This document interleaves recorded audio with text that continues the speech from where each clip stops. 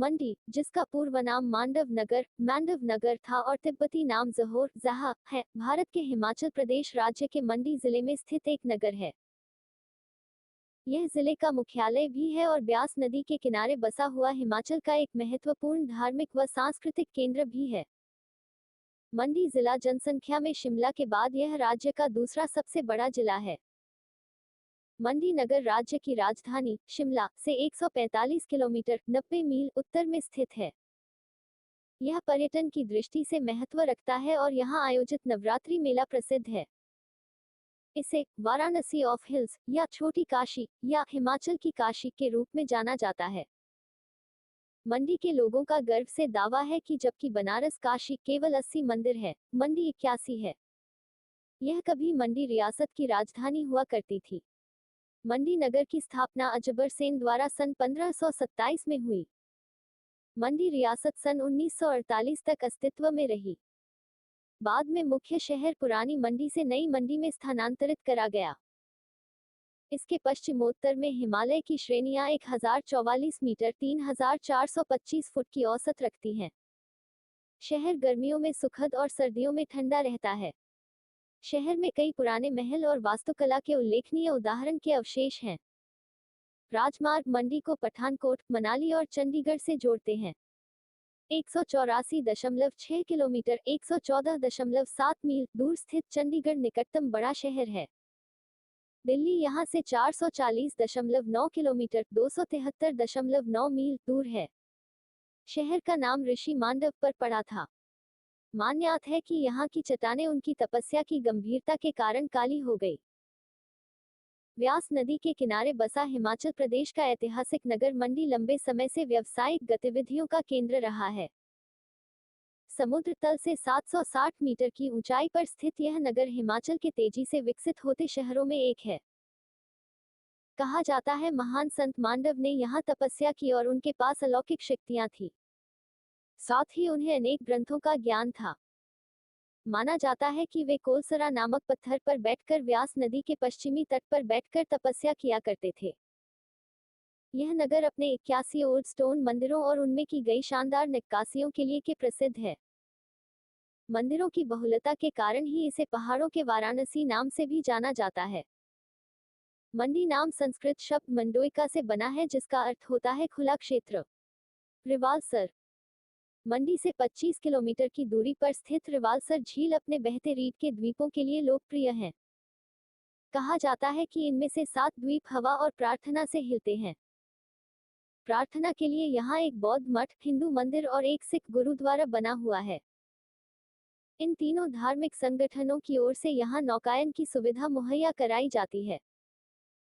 इसी स्थान पर बौद्ध शिक्षक पद्मसंभव ने अपने एक शिष्य को धर्मोपदेश देने के लिए नियुक्त किया था। यहाँ पर अनेक मनोहर स्थल है, जहाँ कई फिल्मों की शूटिंग भी हुई है, जैसे बरसात। यह मां नैना देवी की तलहटी में स्थित है तथा इस स्थान को त्रिवेणी के नाम से भी जाना जाता है। त्रिलोकनाथ शिव मंदिर नागरी शैली में बने इस मंदिर की छत टाइलनुमा है। यहाँ से आसपास के सुंदर नज़ारे देखे जा सकते हैं।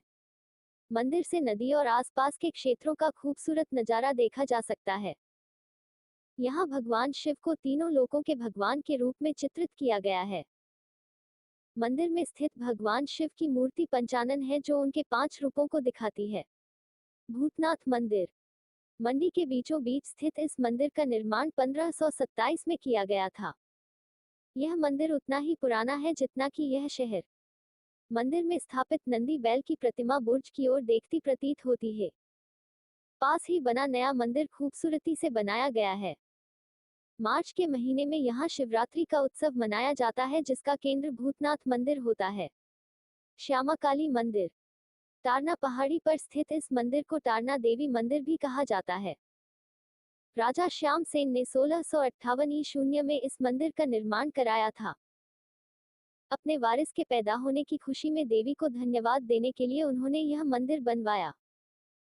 भगवान शिव की पत्नी सती को समर्पित इस मंदिर का पौराणिक महत्व है। सुंदरनगर मंडी से 26 किलोमीटर दूर सुंदरनगर अपने मंदिरों के लिए प्रसिद्ध है।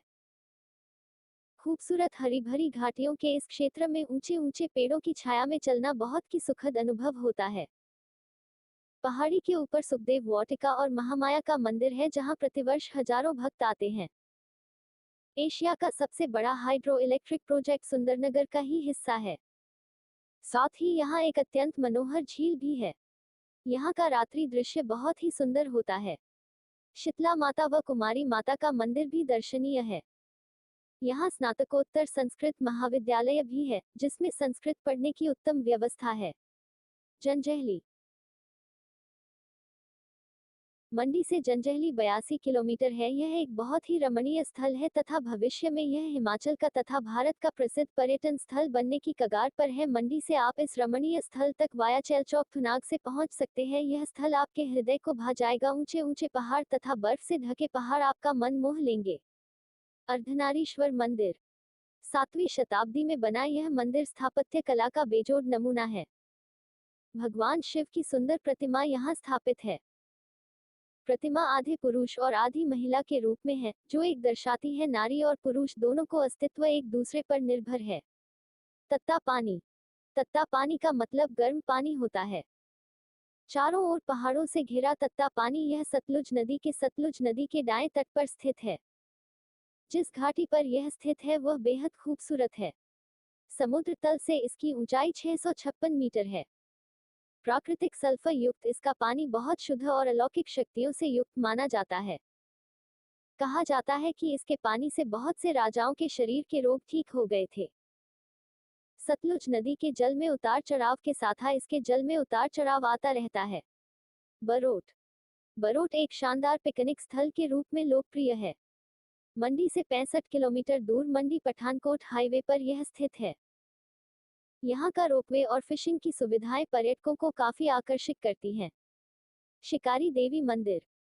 समुद्र तल से 3332 मीटर की ऊंचाई पर स्थित यह मंदिर मानवीय शोर शराबे एकदम मुक्त है। सूर्योदय और सूर्यास्त के मनमोहक नज़ारे यहाँ से बहुत ही सुंदर दिखाई देते हैं। चैलचौक, जंजैहली, करसोग और गोहर से होते हुए यहाँ पहुंचा जा सकता है। कमरूनाग। कमरूनाग मंडी जिले में सबसे ज्यादा पूजनीय देवता है। इसे वर्षा का देवता भी कहा जाता है। ऊंची पहाड़ियों में चारों ओर से देवदारों से घिरे इस देवता का मंदिर है। हर वर्ष जून जुलाई में यहाँ मेले का आयोजन होता है। हजारों लोग पैदल यात्रा करके यहाँ पहुँचते हैं। यहाँ तक श्रद्धालु वाया चैलचौक, रोहांडा, करसोग से होकर आ सकते हैं। शांत वादियों में स्थित इस स्थल की अपनी ही एक पहचान है। पराशर झील। पराशर झील मंडी से 47 किलोमीटर दूर उत्तर दिशा में स्थित है। इसकी लोकप्रियता का कारण यहाँ बना एक तिमंजिला मंदिर है। पैगोडा शैली में बना यह मंदिर संत पराशर को समर्पित है। आवागमन। वायु मार्ग। हिमाचल प्रदेश का भुंतर हवाई अड्डा मंडी का निकटतम हवाई अड्डा है। मंडी से इस हवाई अड्डे की दूरी लगभग 63 किलोमीटर है।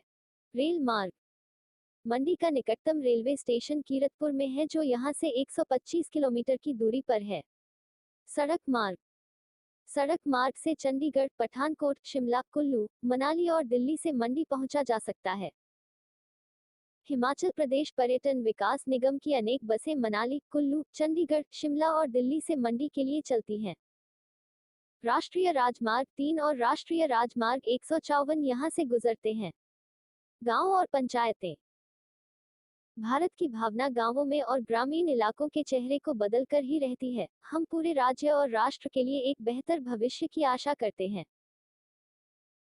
ग्रामीण विकास विभाग ग्रामीण हिमाचल के चेहरे को अपने कई गुना विकास योजनाओं के माध्यम से बदल रहा है, जो ग्रामीण लोगों के साथ भागीदारी के तरीके में काम कर रहा है। हिमाचल प्रदेश के एक जिले मंडी का एक आधिकारिक जनगणना 2011 विवरण हिमाचल प्रदेश के जनगणना संचालन निदेशालय द्वारा जारी किया गया है। हिमाचल प्रदेश के मंडी जिले के जनगणना अधिकारियों द्वारा महत्वपूर्ण व्यक्तियों की गणना भी किया गया। 2011 में मंडी की जनसंख्या 99,9,777 थी, जिसमें पुरुष और महिला क्रमशः 498, 065 और 501, 712 थी। 2001 की जनगणना में मंडी की आबादी 901, 344 थी, जिसमें से पुरुष 447, 872 थे और शेष 453, 472 महिलाएं थीं। इतिहास। 765 ईस्वी में सुकेत के गठन से पहले के इतिहास के बारे में ज्यादा जानकारी नहीं है। यह क्षेत्र राणा और ठाकुरों के नियंत्रण में था। साहित्य के शुरुआती उल्लेख में एकमात्र स्थान रिवालसर का स्कंद पुराण में तीर्थ यात्रा के पवित्र स्थान के रूप में उल्लेख आता है। कहा जाता है कि महाभारत के एक नायक कर्ण ने एक छोटे से गांव करणपुर की स्थापना की थी। गुम्मा में एक मंदिर उस स्थान की ओर इशारा करता है जो पांडवों को जलाने के विफल प्रयास के बाद उनके द्वारा बनाई शरण स्थली थी। इसके अतिरिक्त शास्त्रीय साहित्य में इस राज्य के अस्तित्व का कोई ठोस उल्लेख नहीं मिलता है। तिब्बती परंपरा के अनुसार पद्म संभव 750-800 ई महान बौद्ध भिक्षु, जिन्हें तिब्बत के राजा तसोंग सन द्वारा बुद्ध धर्म के प्रचार के लिए बुलाया था, जाहोर से संबंध रखते थे जो कि रिवालसर व इसके आसपास का ग्रामीण क्षेत्र है। इस आधार पर यह निष्कर्ष निकाला जा सकता है कि मंडी उस समय बौद्ध शिक्षा का एक महान स्थान रहा होगा। मंडी और सुकेत के राजा बंगाल के सेन वंश, जो चंद्रवंशी राजपूतों की परंपरा से थे, से संबंध रखते हैं। वे महाभारत के पांडवों से अपने वंश की कड़ी जोड़ते हैं। माना जाता है कि इनके पूर्वजों ने इंद्रप्रस्थ दिल्ली में 1700 वर्षों के लिए शासन किया था।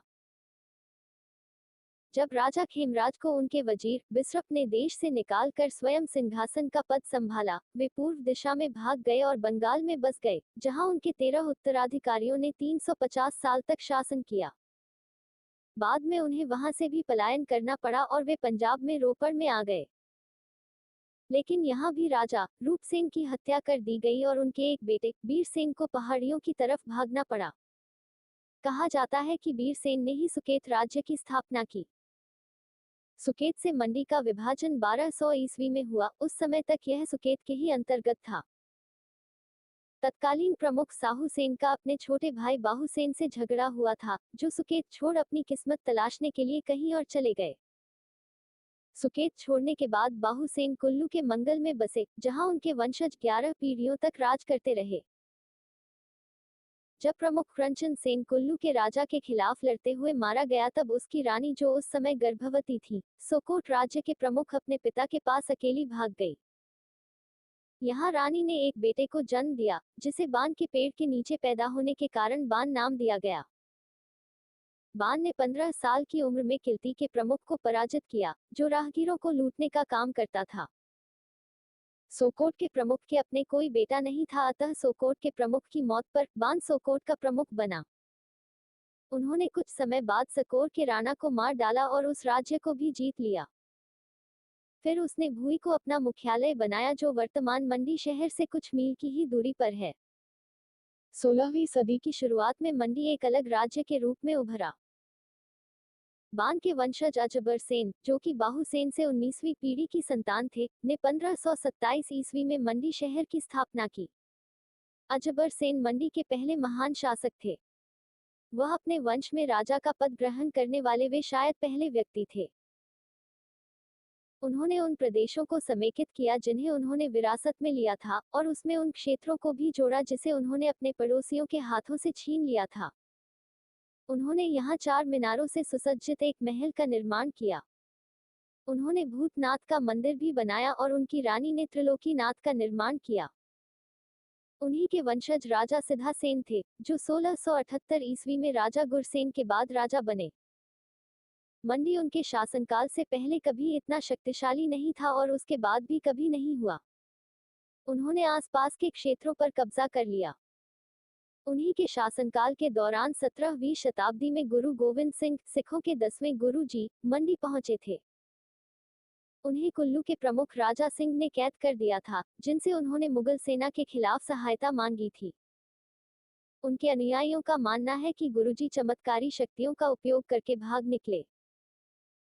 राजा सिद्धा सेन, जो स्वयं भी चमत्कारी शक्तियों के ज्ञानी माने जाते थे, ने गुरुजी का बहुत आतिथ्य व सत्कार किया। उन्होंने सिद्धा गणेश और त्रिलोकनाथ के मंदिर भी बनाए। मंडी और सुकेत दोनों राज्यों का इतिहास आपस के व और दूसरे आसपास के राज्यों के बीच युद्ध से भरा पड़ा है। ये दोनों राज्य हमेशा प्रतिद्वंदी और दुश्मन थे, लेकिन उनके युद्ध का कोई भी बड़ा परिणाम नहीं निकला। बलह की उपजाऊ घाटी पर अधिकार की इच्छा ही विवाद का आधार था।